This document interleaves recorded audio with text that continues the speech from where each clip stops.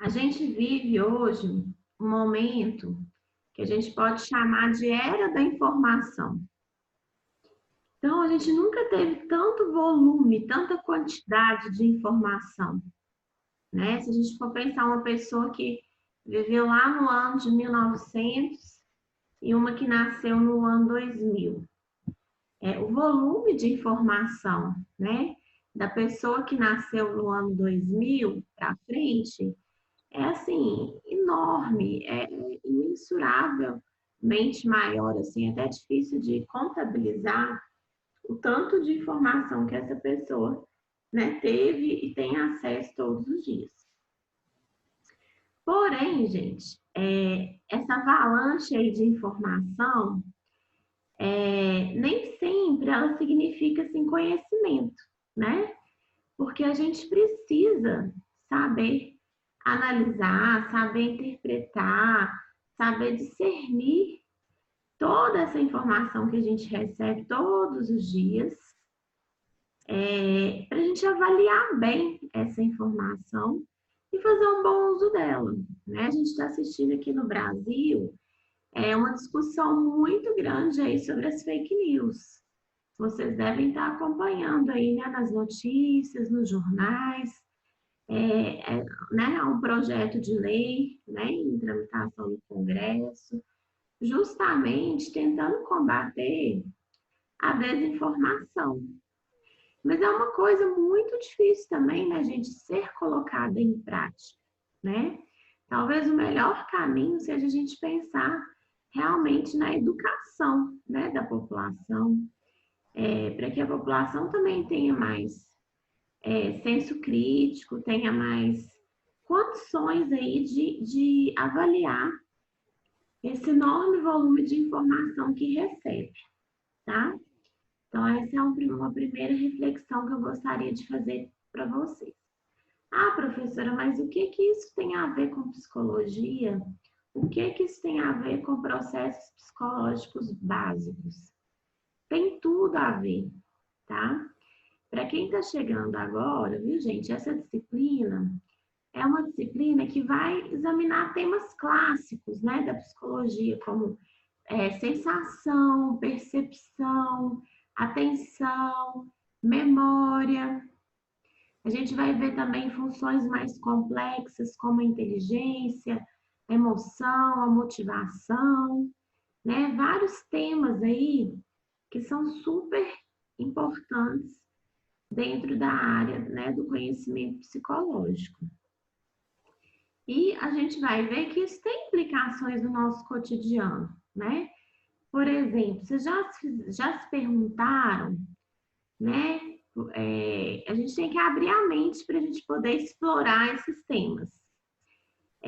Será que a realidade, né, que a gente vê, ela é de fato real? Ah, como assim, professora? Você está questionando a realidade? Bom, eu estou questionando a percepção que a gente tem da realidade, né? Por que às vezes eu peço duas pessoas diferentes para descreverem uma mesma cena, cada uma vai me relatar um aspecto diferente. É claro, vão ter aspectos em comuns? Vão, mas não vai ser nunca, né, gente, exatamente o mesmo relato.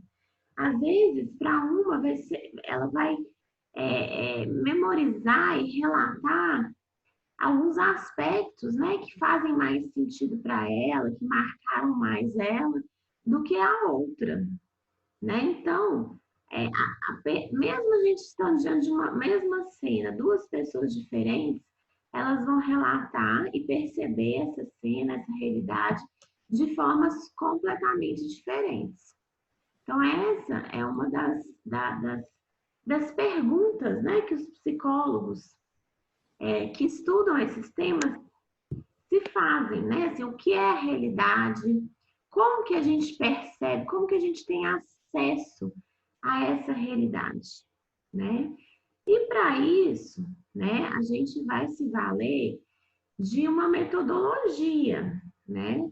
É muito importante, gente, agora que vocês estão aí na faculdade, fazendo psicologia, vocês começarem, né, a perceber que as respostas para as perguntas, para os questionamentos que a gente faz, né, assim, sobre vários fenômenos, lógico, né, a gente tem nossas intuições, a gente tem o nosso conhecimento prévio, a gente tem as nossas experiências, mas a gente precisa agora, como, né, cientistas da psicologia, como futuros profissionais da psicologia, fazer uma análise mais crítica desses fenômenos, né? E isso passa por entender um pouco, aliás, bastante, né, o que que é o método científico, o que que é a psicologia científica, né? E o que a gente já conseguiu a partir disso,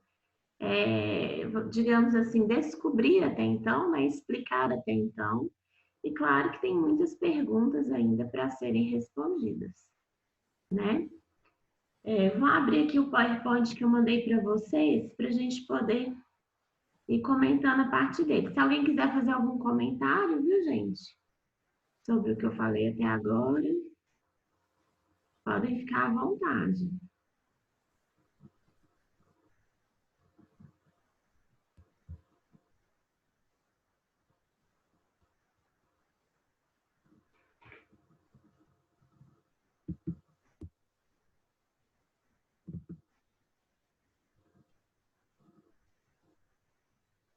Só um minutinho, gente. Deu uma travadinha aqui nos slides.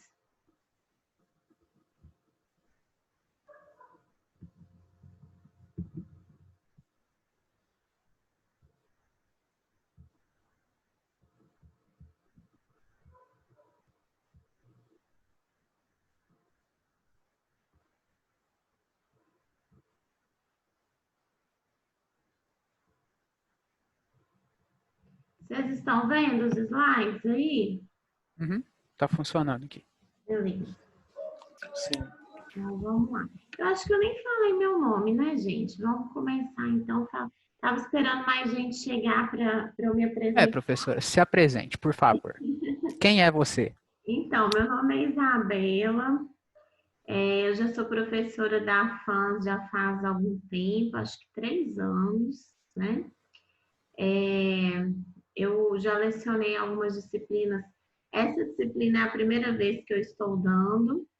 Eu já lecionei neuropsicologia, que tem muito a ver, né, com essa disciplina que a gente vai ver, né? Tem uma relação aí com a neurociência. Esse mês passado eu dei a disciplina de avaliação psicológica 2, e no anterior eu tinha dado avaliação psicológica 1. Então, eu tenho, meu mestrado é em neurociências, e eu tenho muito interesse nessa área da neurociências, da psicologia cognitiva, né, que estuda principalmente aprendizagem, memória, entre outras funções cognitivas. Mas eu trabalho também na rede pública, no SUS, trabalho na Prefeitura de Itatiaia-Sul, não sei se vocês já ouviram falar, fica perto de Itaúna. Lá eu trabalho no NASF, né, que é o Núcleo de Apoio à Saúde da Família. Então, assim, tenho muito interesse também por saúde pública, por saúde coletiva. E lá é uma área, assim, que, né, a gente, trabalhando no posto de saúde, atende de recém-nascido, ou melhor, né, de gestante até idoso, né, pessoas de todas as idades, com diversos problemas e questões psicológicas. A gente tem muita questão social, né, trabalhamos também muito perto do CRAS, com várias questões relacionadas aí, né, assistência social, inclusive, essa interface. No consultório, eu atendo, tem consultório também, e no consultório eu atendo principalmente crianças e adolescentes. E aí a minha demanda, né, por avaliação psicológica, neuropsicológica é muito alta, mas eu também trabalho com psicoterapia e reabilitação cognitiva, principalmente nessas faixas etárias. Recentemente, eu comecei a atender alguns idosos, a outra ponta, né, do desenvolvimento, com essa demanda mais cognitiva, né? Então, idosos que já tinham uma queixa aí de memória, de dificuldade de memória, entre outras questões, assim, pós-AVC, pós, né, ou então início de suspeita, né, de início de Alzheimer, mas a minha maior parcela, assim, que eu atendo são crianças e adolescentes, tá? Eu já queria até adiantar, gente, que infelizmente eu não vou conseguir ir até o final do semestre com vocês, tá? Então, assim, eu tô grávida, tô no final da gestação, assim, já estou para ganhar a qualquer momento, né? Então, né, tá previsto para dia 20 de agosto, mas depende aí, né, da natureza, né? E aí eu vou dar no máximo aí, né, 3, 4 aulas para vocês. Vamos ver como que as coisas vão andando, né? O semestre, praticamente a gente emendou 2 semestres aí, né? Com a questão da pandemia e tudo, então assim, né, vou dar introdução para essa matéria, mas a coordenadora, né, Cândida já providenciou, né, outro professor para me substituir em breve. Então, assim, mas gostaria de passar para vocês um pouco dessa introdução, visto que é uma disciplina que eu tenho muita afinidade, que eu gosto muito, então a gente, né, vai começar aí juntos. Tá bom? Tudo bem? O áudio tá legal, gente, para vocês? Ah, tá bom. E Então, parabéns. obrigada. Infelizmente, a gente não vai fazer, né, o É, curso todo junto, mas mas quem sabe, né? Em outros é períodos, natureza. ano que Uhum. vem eu volto. E aí, entrou aqui a Ana Laura, minha filha vai chamar Laura. Então, quem sabe em outros períodos também a gente se reencontra, né? Então, vamos lá. Estou à disposição também de vocês, quem tiver depois interesse, quiser mais material, que precisar de mim para alguma coisa, eu vou estar disponível aí para vocês, tá bom? Então vamos lá, né, gente? Eu achei bem interessante o capítulo que eu escolhi para mandar para vocês de introdução. Ele traz um estudo que eu acho que é tão assim, faz tão parte da nossa vida a gente pensar nisso, né? Então, assim, eu já falei para vocês desse cenário que a gente vive digital, né, midiático, o tempo todo tendo acesso a informações. E aí, a gente pode pensar assim que agora, antes para a gente se comunicar com uma pessoa, a gente dependia, né, de uma carta que demoraria muito tempo para chegar, né, de um mensageiro, né? Quanto tempo que levava, né, para chegar uma carta de um país para o outro, de um estado para o outro, de uma cidade para outra. E como que a tecnologia foi avançando e hoje, né, em um segundo a gente manda um e-mail que chega lá no Japão, né? A pessoa já responde no segundo seguinte, já chega a resposta para a gente, né? O WhatsApp, né? Que foi uma tecnologia assim que, né, estreitou ainda mais esse tipo de conversa instantânea, imediata, né? Várias formas de comunicação aí, né, que se expandiram nos últimos anos, que às vezes a gente nem se dá conta da mudança que provocou de tão rápido que as coisas acontecem, né? Então, tem algumas mídias dessas que têm, assim, 10 anos, mas parece que desde que a gente nasceu que existem, né? Vão ter algumas gerações, né, os nativos digitais que já nasceram nessa era da internet, da informação. Outros que começaram a ter contato aí depois de mais velhos, digamos assim, tiveram que fazer uma transição, né? Não são nativos digitais, são migrantes digitais. Tem um livro sobre isso, gente, vocês vão ver que eu gosto muito de indicar filme, livro, que, claro, é material complementar, não é da carga da disciplina, mas é sempre bom a gente saber mais. Tem um livro que fala justamente isso, Nascidos na Era Digital, que é muito interessante, que fala justamente sobre isso, sobre essa diferença, né, de gerações, uma que já nasceu imersa, né, no mundo digital, na era da internet, e as outras gerações que foram se adaptando, né, a essas mudanças. E, então, pesquisa, gente, pensa. Já teve tempos aí que, não sei a idade de vocês, né, mas os mais velhos, ou os pais de vocês, quem tinha na enciclopédia Barça em casa, fazia uma pesquisa, tinha os temas, né? Ou então ia até uma biblioteca, pesquisar nos livros. Hoje, qualquer coisa que acontece com a gente, né? A gente vai lá, digita no Google, né? E faz uma pesquisa, né?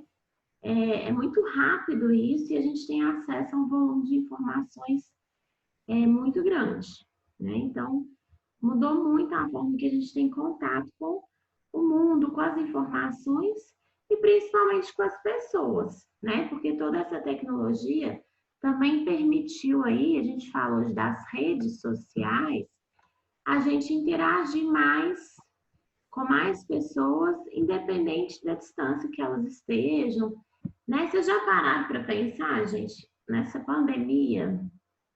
Se a gente tivesse vivendo esse momento e não tivesse internet, como é que vocês acham que seria? Hein? Sem internet? É. Sem nada? Uhum, Olha, se fosse da mesma forma que era antigamente, eu acho que ia continuar do mesmo jeito. Tipo, se você precisa de uma informação, você necessariamente tem que ir na biblioteca, você tem que dar um jeito de conversar com alguém que é algum especialista naquela área, ou que tem alguma, sei lá, alguma expertise, que pode te falar, que tem alguma autoridade no assunto. uhum, Eu acredito que seria mais ou menos assim, né? uhum. É, como é que seria, entendeu? Assim, a gente fazer uma quarentena, a gente fazer um isolamento, um distanciamento social, sem redes sociais, sem internet. Vocês acham que a gente se sentiria mais isolado? Seria mais fácil? Seria mais difícil? O que vocês acham? Depende. Se tivesse continuado sem a internet, eu acho que seria normal. Agora, vamos supor, com a introdução da internet, com essa facilidade de buscar informação, de adquirir conhecimento, essas coisas, depois acabasse, aí sim ia fazer falta. Ia fazer falta completamente. A gente provavelmente ia demorar algumas décadas aí para reacostumar, né? Com ir na biblioteca, com comprar livro físico, esse tipo de coisa. Com certeza, né? Então, assim, inclusive, né, nesses tempos aí de pandemia, né, a internet, ela possibilita, assim, a informação, ela possibilita a comunicação, possibilita você ter acesso a lazer, a entretenimento, né, sem sair de casa, possibilita você conversar, interagir, né, manter relacionamentos mesmo que seja à distância, né? Então, é a maneira como a gente vive hoje, né? Agora, será que essa maneira que a gente vive, será que essa tecnologia, ela propiciou que a gente realmente, assim, fosse mais feliz? Ou, e que a gente se relacionasse melhor com as pessoas? O que é que vocês acham? Qual que é a opinião de vocês? Professor, eu tô com vergonha de falar, porque só eu que tô falando. Entendi. Ah, mas pode falar. Se alguém mais animar, também tá Eu bem. acho que, tipo, não ia ser. Eu acho que o tipo de relacionamento de antigamente, ele tinha uma qualidade melhor. Hoje em dia tem mais facilidade de adquirir um relacionamento, mas não significa que ele vai ter uma qualidade maior. Uhum, Porque como tá tudo muito fácil, eu não sei, isso pode ser impressão minha, mas a impressão que eu tenho é que as pessoas têm muito mais dificuldade em se comunicar e se expressar bem hoje do que antigamente. Eu posso estar errado. uhum. Mas alguém, gente, se habilita para o colega de vocês não ficar com vergonha? Com essa questão de, né, toda essa facilidade de se relacionar com as pessoas, igual o Rodolfo falou, a gente tem essa facilidade de começar o relacionamento também de acabar. A gente não, nada é duradouro, né? Como diz Uhum, Bauman, Isso. ele fala Uhum. sobre a sociedade líquida, tudo é líquido para ele, né? Os relacionamentos, o amor é líquido, a vida é líquida. Então, nessa perspectiva, nós temos facilidade de ter relacionamentos, mas não conseguimos fazê-los ser duradouros porque a gente não se interessa verdadeiramente pelas pessoas, né? A tecnologia trouxe isso, a gente cria coisa muito fácil, muito escrita ali na cara e não dá muito em troca também. Então, As acontece pessoas acabam não aprofundando, né? isso, né? Tudo muito Porque superficial. repara, é que nem a Ana falou, tipo, da mesma forma que é fácil começar, é fácil terminar também, mas por que é fácil terminar? Tem direta correlação com a facilidade de começar. Então, tipo, se um não deu certo, para que eu vou tentar consertar ele ou melhorar ele? Sendo que eu posso pular para aí outra, né? começar outro. Isso. Realmente.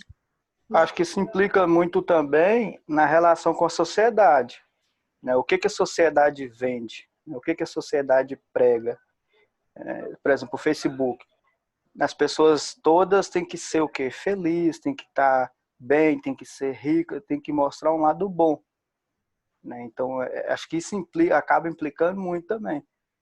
Não era igual antes, que a pessoa não tinha preocupação com o corpo, não tinha tanta preocupação assim com a beleza, ao passo que hoje as regras mudaram, as novas formas de se relacionar também mudaram. Então, acho que isso aí acaba implicando muito também, né?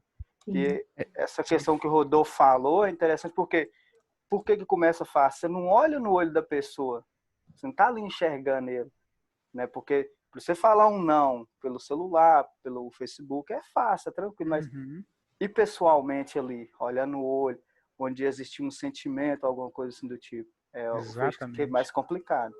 O Edson tocou no ponto legal sobre as redes sociais, né? Por exemplo, o Instagram.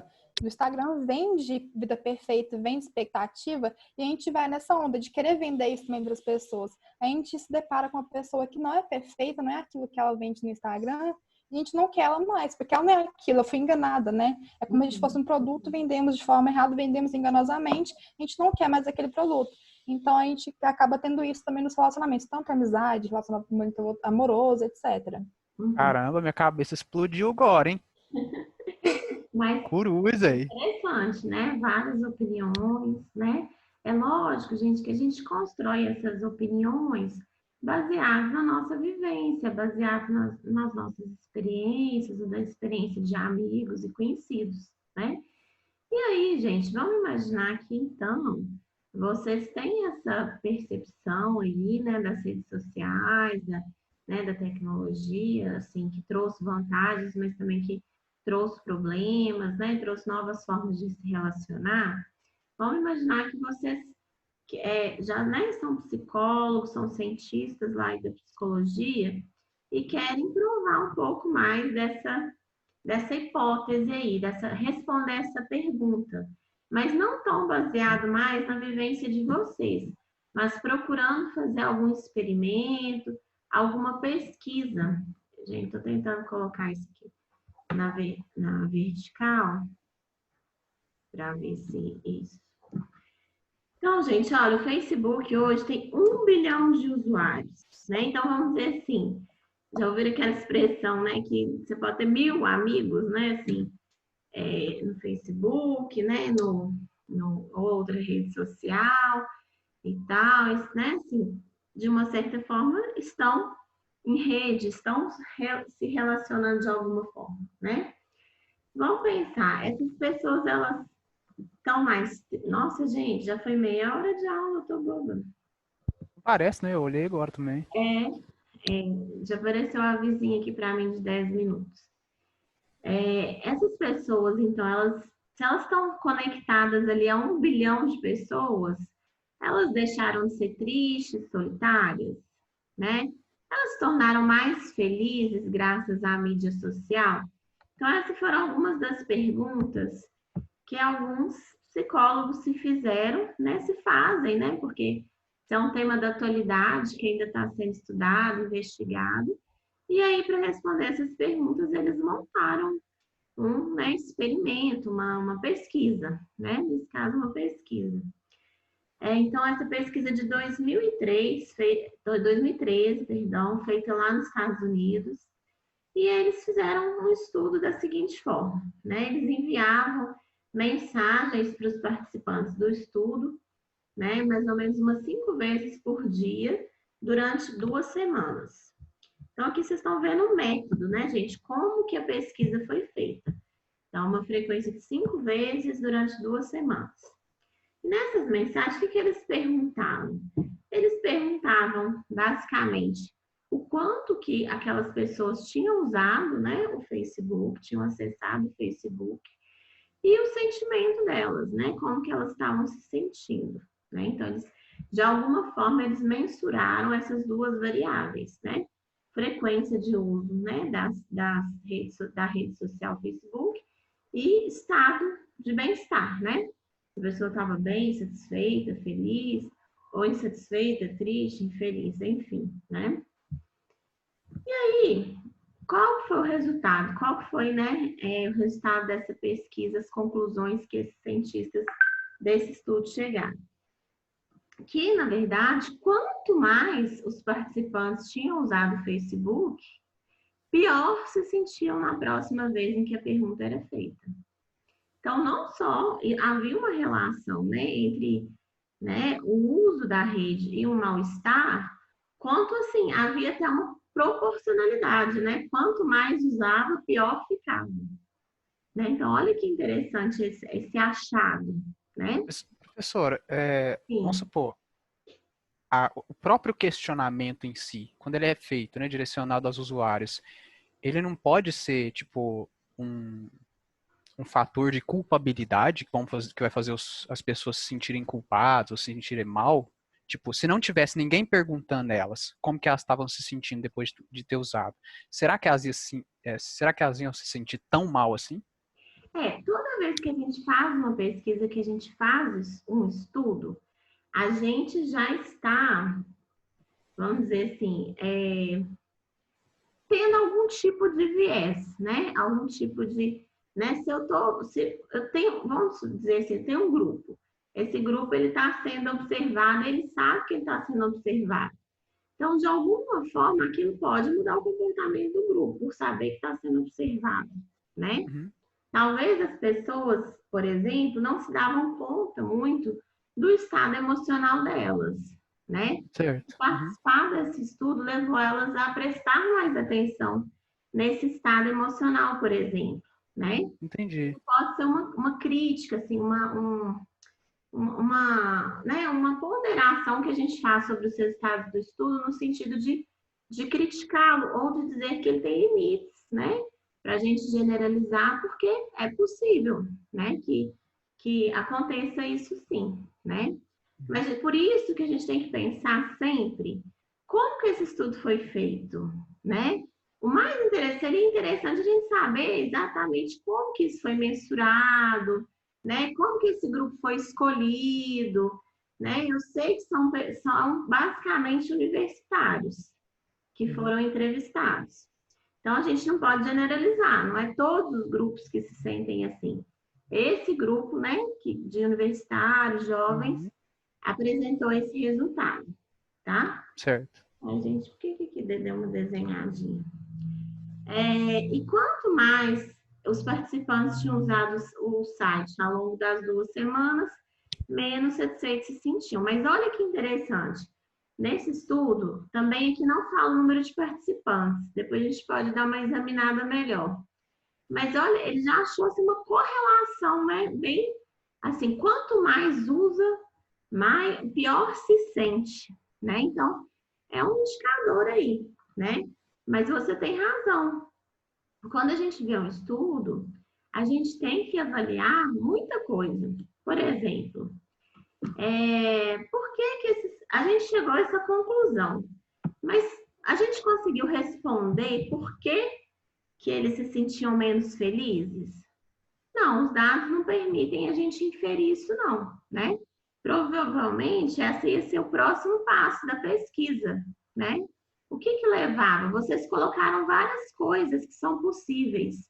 Era uma comparação com as outras pessoas que fazia com que a outra pessoa se sentia pior, porque há uma tendência a colocar só as coisas boas, só as coisas positivas nas redes sociais.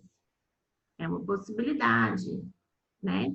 É porque quem tem muita interação online tem menos interação face a face, ao vivo.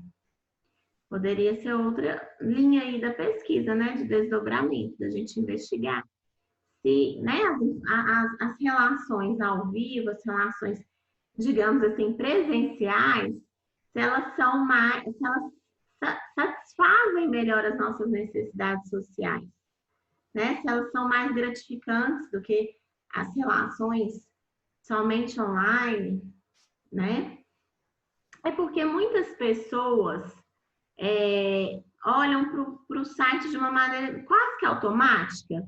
Já é automático na rotina daquela pessoa entrar, olhar, ficar ali vendo, mas que aquilo ali não, realmente ela não traz uma interação, ela não conversa com ninguém, ela não troca ideias, ela não tem uma conversa de qualidade, como vocês falaram, né? Não tem um aprofundamento, né? Ou talvez, porque na verdade, pessoas que já são mais tristes, mais solitárias, passam mais tempo no Facebook e têm alguma dificuldade para fazer amizade na vida real. Que quando a gente faz uma pesquisa assim, gente, a gente não consegue estabelecer o que é a causa e o que é efeito. Então, pode ser que, na verdade, as pessoas que já são mais tristes, mais solitárias, usem as redes sociais, entende? E não as que usam mais as redes sociais ficam mais tristes, mais solitárias. É outra possibilidade de a gente interpretar, né? E como que, igual a idade, né, que eu comentei com vocês, será que se fosse um grupo de outra idade, né, mais jovens ou mais velhos, teria sido diferente o resultado, a pesquisa, né? E mais que isso, né, gente? Como que esses pesquisadores mediram felicidade? Felicidade é uma coisa muito difícil da gente medir, né? É muito subjetivo, né? Que pergunta que eles usaram aí, né, em relação à felicidade para poder fazer esse estudo? Isso também é importante. Isso pode alterar, inclusive, o resultado da pesquisa, né? Então, gente, isso é importante para a gente ir apurando, para a gente ir construindo assim um pensamento científico, um pensamento crítico, que permite a gente ver um resultado de um estudo e avaliar se ele foi bem feito. Não quer dizer que esse estudo foi ruim, tá, gente? Mas todo estudo ele tem limitações, ele tem vantagens e desvantagens, né? Talvez foi feito com muitas pessoas, talvez foi feito com poucas pessoas. Talvez seria interessante agora chamar um grupo menor para fazer uma entrevista de profundidade para a gente entender melhor esses resultados, por exemplo, né? Então, eu quero que vocês vão desenvolvendo, comecem a desenvolver esse pensamento crítico, tá? Gente, vocês vão acreditar que nossa aula já está acabando. Eu queria pedir vocês que, diante dessa breve introdução, leiam os slides, leiam o texto até a página. Eu mando para vocês no WhatsApp, até que página que a gente viu, né? E vissem um pouquinho dos vieses que a gente comete, né? Diante da realidade, que todo mundo comete.